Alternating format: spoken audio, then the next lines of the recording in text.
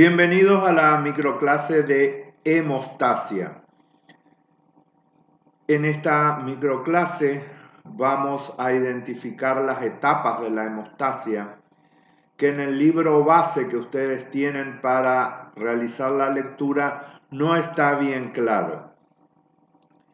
En ese libro únicamente les dice que hemostasia no es lo mismo que coagulación y es cierto, pero en realidad las etapas no están bien identificadas.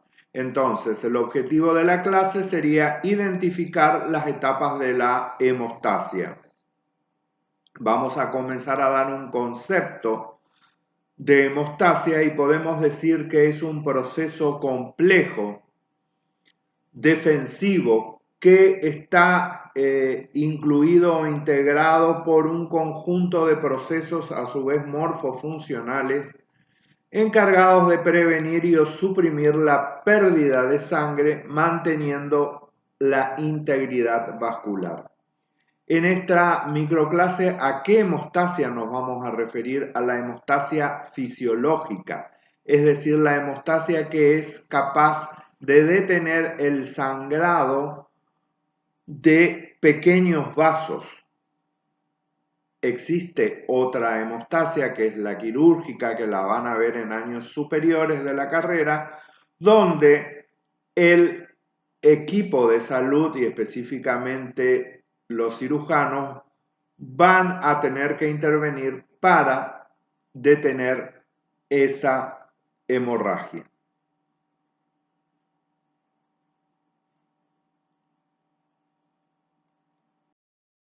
Bueno, comencemos con las etapas entonces de la hemostasia fisiológica, es decir, la hemostasia que se desencadena para detener pequeños sangrados que se puedan producir en el cuerpo humano. Esas etapas van a ser 4, la vascular, la plaquetaria, la de la coagulación y la de la fibrinolisis. La etapa vascular se producen una serie de procesos morfofuncionales que se caracterizan por el espasmo vascular, es decir, la vasoconstricción. Esa sería la primera etapa que trata de detener esa pequeña hemorragia que se ha producido en algún sitio del cuerpo humano.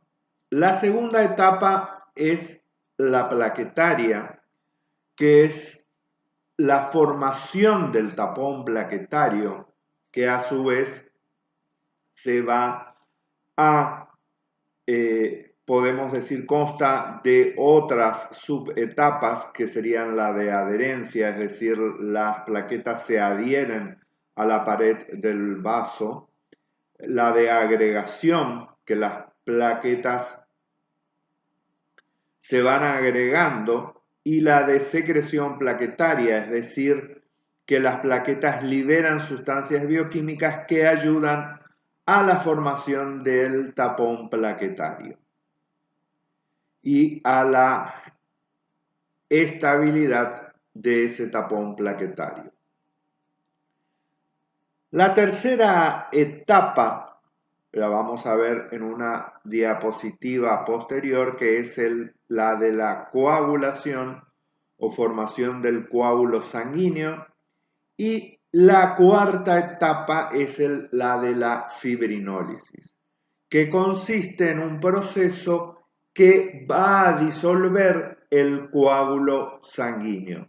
Es decir, una vez que se ha detenido la hemorragia, ese coágulo se tiene que disolver para permitir la cicatrización de esa brecha que se ha producido en la ruptura del vaso.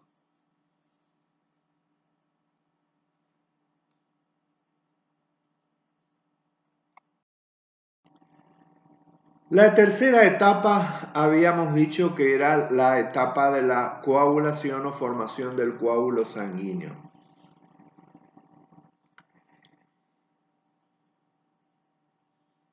Esa tercera etapa, a su vez, nosotros la dividimos en 4 subetapas.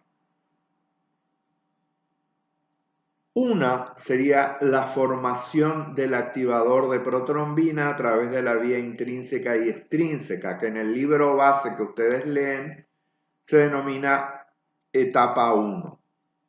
La otra es la conversión de protrombina en trombina, que en el libro base que ustedes leen es la etapa 2. Y la otra sería la conversión del fibrinógeno en fibrina, para nosotros sería la tercera, y para el libro que ustedes leen sería la etapa 3. Y nosotros incluimos una cuarta subetapa que sería la de la estabilización de la fibrina, que está incluida en esa etapa 3 del libro base que ustedes leen. Esto es para que ustedes compatibilicen y entiendan la lectura del libro y de este material. O sea, nosotros con esto pretendemos que ustedes especifiquen bien esas etapas que tiene la hemostasia, porque a su vez ustedes en los años superiores van a tener que indicar pruebas de laboratorio y van a encontrar en este material que existen diferentes pruebas de laboratorio para determinar fallas de la hemostasia de acuerdo a qué etapa esté alterada.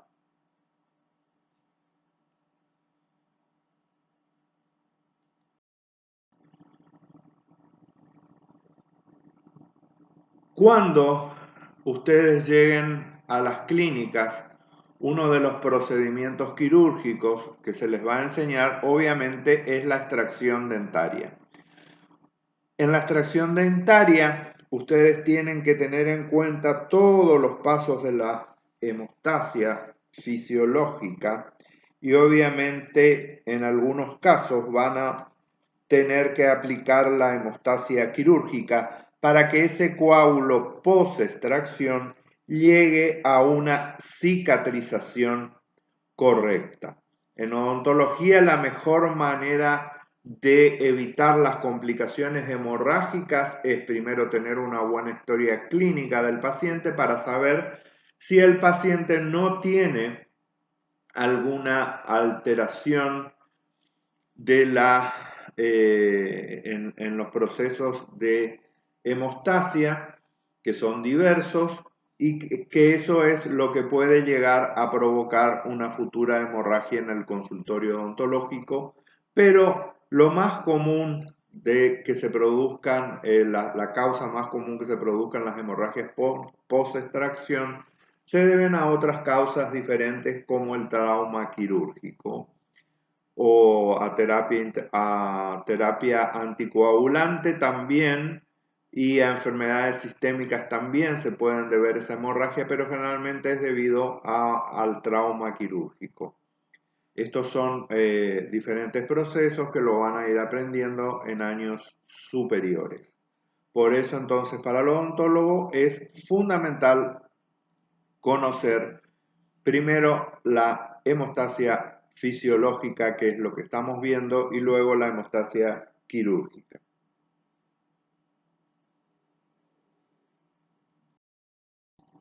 Bueno, como conclusión, entonces vamos a decir que la hemostasia fisiológica es un mecanismo de defensa cuya finalidad es conservar la integridad vascular y evitar la pérdida de sangre.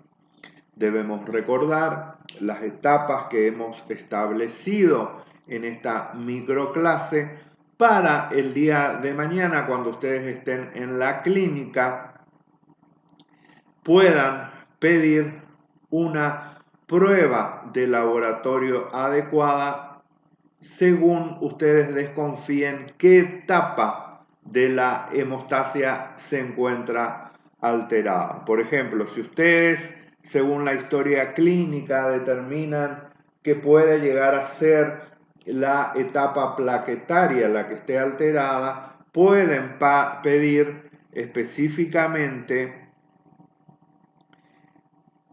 las pruebas de recuento de plaquetas o la determinación de la calidad de esas plaquetas en su paciente para determinar si el recuento es anormal, el número de plaquetas es anormal en su paciente, o en realidad puede llegar a ser normal y lo que está alterada es cualquiera de las funciones de esas plaquetas. Es decir, nosotros tomamos como determinación en el módulo dividir en estas etapas para ayudarlos en el día de mañana a poder solicitar al encargado del laboratorio o al bioquímico una determinada prueba de laboratorio y no pedir pruebas globales, pruebas inespecíficas únicamente, como sería el tiempo de coagulación. Es decir, el tiempo de coagulación es una prueba de rutina que se pide, pero en realidad no es específica para determinar cuál es la etapa de la hemostasia que en realidad está alterada y que en realidad produce el sangrado en nuestro paciente.